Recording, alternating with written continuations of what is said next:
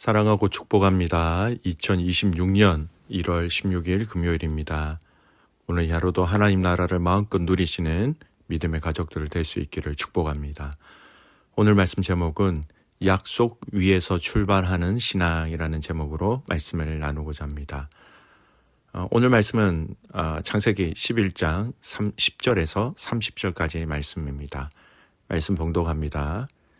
셈의 족보는 이러하니라. 셈은 100세에 곧 홍수 후 200년 아르박삿을 낳았고, 아르박삿을 낳은 후에 500년을 지내며 자녀를 낳았으며, 아르박삿은 35세에 셀라를 낳았고, 셀라를 낳은 후에 403년을 지내며 자녀를 낳았으며, 셀라는 30세에 에벨을 낳았고, 에벨을 낳은 후에 403년을 지내며 자녀를 낳았으며, 에벨은 34세에 벨렉을 낳았고, 벨렉을 낳은 후에 430년을 지내며 자녀를 낳았으며, 벨렉은 30세에 르우를 낳았고, 르우를 낳은 후에 209년을 지내며 자녀를 낳았으며, 르우는 32세에 수룩을 낳았고, 수룩을 낳은 후에 207년을 지내며 자녀를 낳았으며, 수룩은 30세에 나홀을 낳았고, 나홀을 낳은 후에 200년을 지내며 자녀를 낳았으며,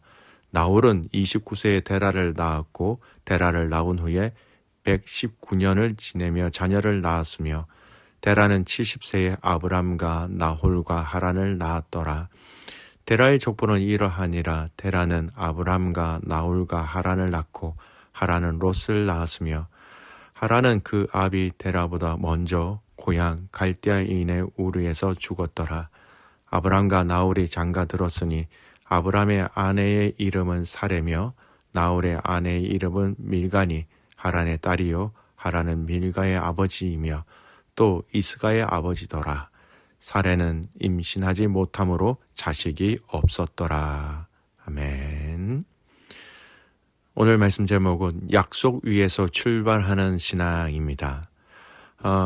홍수 사건으로 인하여 하나님은 인간에게 새로운 시작을 허락하셨지만, 인간은 하나님의 뜻과 마음을 전혀 모른 채 스스로 높아지려고 하려고 바벨탑을 만들었습니다. 그러자 하나님은 가차없이 이들의 죄악으로 시작된 바벨탑을 무너뜨리셨고, 그리고 언어를 혼잡하게 하심으로 인류가 각각 흩어지도록 하게 하셨습니다. 여전히 인간은 하나님의 은혜를 알지 못하고 이기적이고 교만한 존재라는 것을 분명하게 보여주고 있는 것이죠. 이 사건으로 인하여 하나님은 인간을 구원하시고자 하시는 다음 단계로 나아가시는데, 오늘 본문은 그 다음 단계가 무엇인지를 정확하게 보여주시고 계시는 말씀입니다. 창세기 11장 10절에서 30절, 오늘 이 본문의 말씀은 홍수 이후에 인류의 계보가 셈, 또 데라, 아브람으로 이어지는 과정을 보여주고 있습니다. 그러니까 성경의 초점이 보편 인류의 역사에서, 그러니까 일반적인 인류의 역사에서 구속사 중심 인물로 이동하는 매우 중요한 전환부가 된다라는 겁니다. 그래서 10절에서 26절은 셈의 계보가 나열되지요. 노아의 아들 중에 셈으로 시작하여서 아르박삭, 셀라, 에벨, 벨렉, 르후, 수룩, 나홀, 데라로 이어집니다. 각 인물마다 몇 세의 자녀를 낳았는지, 그 후에 몇 년을 더 살았는지, 자녀를 낳았다라는 반복 구조가 계속해서 이어지죠. 여러분, 이것은요, 우연한 혈통이 아니라 하나님의 철저한 계획 안에 있는 계보라는 것을 강조합니다. 그 가운데 데라의 가정을 얘기하죠. 27절에서 30절입니다. 데라는 세 아들을 낳았습니다. 아브람, 나홀, 하란. 하란은 아들 롯을 남기고 일찍 죽었고요. 아브람의 아내는 사레. 그러나 아이를 낳지 못하는 상태.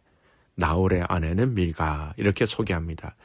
여기서 성경은요, 의도적으로 사레의 불임을 언급하면서 이후 하나님의 주권적인 역사를 예고하기도 합니다. 자, 오늘 이 본문 말씀 속에서 세 가지 영적 교훈을 좀 살펴보겠습니다. 첫 번째, 우리가 알아야 될 메시지, 심판 이후에도 이어지는 하나님의 약속이라는 겁니다. 홍수와 바벨 사건 이후에도 하나님은 셈의 계보를 통해서 당신이 약속하신 그 약속의 흐름을 끊지 않고 계시다는 것을 분명히 보여줍니다. 홍수로 인하여 하나님은 인류에게 기회를 주셨습니다. 그러면 잘 해야 하는데 교만한 인간이 하나님과 같이 높아지려고 하는 죄성으로 또 하나님을 배신하여 바벨탑을 쌓았습니다. 이 정도면 없애버리고 끊어버릴 만한데도 하나님은 계속해서 이 셈의 혈통을 통해서 당신의 계획, 즉 인류를 구원하시고자 하시는 그 계획을 이어가고 계시다라는 것입니다. 심판은 끝이 아니라 구속사의 재정비라라고 보면 되는 것입니다. 우리가 성경을 읽으면서 잊지 말고 기억해야 할 것은 바로 하나님의 사역과 하나님의 일은, 그 계획하신 일은, 그 정하신 일은 계속해서 이루어 가신다라는 겁니다. 우리 눈에 보이지 않는다 할지라도 하나님은 당신의 영광을 위하여 스스로 일하고 계시다라는 것을 잊지 말아야 하는 것입니다. 하나님이 지금 응답하시지 않으신 것 같습니다. 또는 하나님이 일하고 계시는 것 보여지지 않습니다. 지금 하나님 내 기도를 듣고 있지 않으신 것 같습니다. 이렇게 느낄 수는 있지만 여러분 기억하십시오.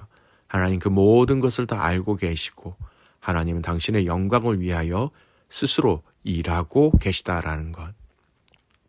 두 번째, 오늘 본문을 통해서 우리에게 주시는 메시지가 있습니다. 이름 없는 세대에서 부르심의 사람으로. 오늘 읽었던 이 본문의 말씀은요, 10절에서 26절까지는 비교적 침묵의 역사입니다. 여기서 언급된 인물들은 이름이 적혀 있지만 그 사람 한 사람들이 주는 메시지는 그렇게 크지 않습니다.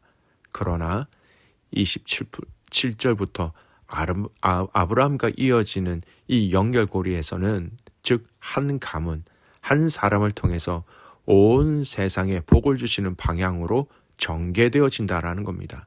많은 사람보다 택하신 한 사람을 통해서 일하시는 하나님이라는 것이죠. 한 사람을 통하여 한 나라와 한 민족을 이루게 하시고 그 민족 가운데 작정하신 그리스도 메시아를 우리에게 허락하신 것입니다. 성경은요, 한 사람에 대해서 강조하고 있는 것이 많습니다. 요셉을 보십시오. 한 사람을 통해서 많은 생명을 보존하였습니다. 창세기 45장 7절, 하나님이 큰 구원으로 많은 백성의 생명을 보존하게 하시려고 나를 당신들보다 먼저 보내셨나이다. 요셉의 고백입니다. 억울한 고난을 겪은 한 사람, 그의 인생을 통해 이스라엘 가문과 애굽이 기근에서 생존하게 되었고 인간의 악한 선택조차 하나님의 구원의 도구가 되었다라는 것입니다.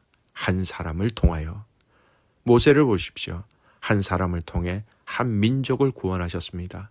출애굽기 3장 10절, 이제 내가 너를 바로에게 보내어 내 백성 이스라엘 자손을 애굽에서 인도하여 내게 하리라. 모세는 말에 둔한 사람이었습니다.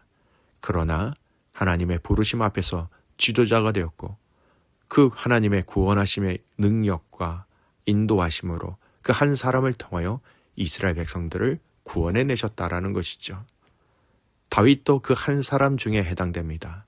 한 사람 다윗을 통하여 다윗 왕조와 메시아의 언약, 약속을 하셨습니다. 시편 89편 3절에 내가 내 종 다윗을 택하여 라고 보편적인 사람 속에서 한 사람 택하셨다라는 것이죠. 이것은 우리가 잘 아는 것처럼 신약에 넘어와서 한 분이신 예수 그리스도를 통하여 우리를 구원하시는 하나님의 방법으로 동일하게 적용되어집니다. 로마서 5장 19절 말씀입니다. 한 사람의 순종하심으로 많은 사람이 의인이 되리라. 아담 한 사람으로 죄가 들어왔고 그리스도 한 분으로 생명이 들어왔다라는 것입니다. 사랑하는 믿음의 가족 여러분, 여러분이 여러분의 가정에서 또 믿음의 교회 안에서 공동체 안에서 직장 안에서 그 한 사람으로 쓰임받기를 주님의 이름으로 축복합니다. 세 번째 영적 교훈이 있습니다. 오늘 이 본문은요, 인간의 한계 위에서 세워질 하나님의 역사라는 것입니다. 30절 말씀, 사레는 임신하지 못함으로 자식이 없었더라. 아브라함의 아내 사레를 소개합니다. 아내의 언급을 하면서 다른 것을 이야기하는 것이 아니라 사레의 부족함, 연약함, 불가능함을 가장 먼저 소개하고 있다라는 것입니다. 근데 그 속에는 이 사레의 불임은 인간적으로는 절망입니다. 완전히 불가능이라는 것이죠. 그러나 하나님은 이 불가능 위에 신학적으로는 하나님의 능력이 드러날 무대로 바꾸어 가시는 것입니다. 하나님의 약속, 주시겠다는 약속이 바로 우리가 신뢰하고 바라보아야 할 핵심 원리라는 것을 잊지 마시기 바랍니다. 이 아브라함의 이야기는 처음부터 가능성이 아니라 약속 위에서 출발하였다는 것을 분명히 보여줍니다. 사랑하는 귀한 믿음의 가족 여러분, 불가능한 상황을 보는 것이 아니라 하나님의 약속을 기억하면서 살아가는 것이 우리 신앙생활의 정의라는 것을 잊지 마셔야 합니다. 우리에게는 한계가 있습니다. 우리에게는 불가능이 있습니다. 우리에게는 이룰 수 없는 연약함이 있습니다. 그러나 하나님은 그것과 상관없이 당신의 사역, 당신의 나라들을 위하여 하나님 스스로가 이루어 가시다라는 것입니다. 약속 위에서 출발한다라는 것을 알리시기 위하여 사례의 불가능, 불임을 먼저 이야기하셨다라는 것. 오늘 이 하루 저와 여러분의 이 시간 약속 위에서 출발하는 신앙이 되시기를 바랍니다. 성경을 통하여 믿음의 성도들에게 약속하신 그 많은 그 약속이 우리의 신앙의 출발점임을 알고 그 출발을 통하여 하나님 더 사랑하고 오늘 이 삶을 하나님 앞에 아름답게 드릴 수 있는 믿음의 가족들 될 수 있기를 주님의 이름으로 축복합니다. 아멘. 기도하겠습니다. 하나님 아버지 감사합니다. 셈의 가족 가문을 통하여서 또 아브라함을 또 예수 그리스도를 우리에게 보내시기 위한 하나님의 구원의 역사를 오늘 이 말씀을 통하여 살펴보았습니다. 불가능하였지만 하나님의 약속이 시작되는 이 시점을 잘 보게 하시고 우리의 신앙도 하나님의 약속 위에서 출발하는 신앙이 되게 하여 주시옵소서. 우리의 한계, 우리의 연약함, 우리의 모든 환경들이 우리를 이끌어가는 것이 아니라 그 약속이 우리를 이끌어가는 그 약속에 함께 순종하는 믿음의 가족들 되게 하여 주시옵소서. 하나님 라오스 선교 그 팀들을 축복하며 기도합니다. 선교사님들을 축복합니다. 그 영혼들을 축복합니다. 하나님 함께 하셔서 마지막까지 주의 사랑을 마음껏 흘려보낼 수 있도록 축복의 통로로 사용하여 주시옵소서. 그렇게 하실 그 주님을 신뢰하며 살아서 역사하시는 예수님의 이름으로 감사하며 기도드리옵나이다. 아멘.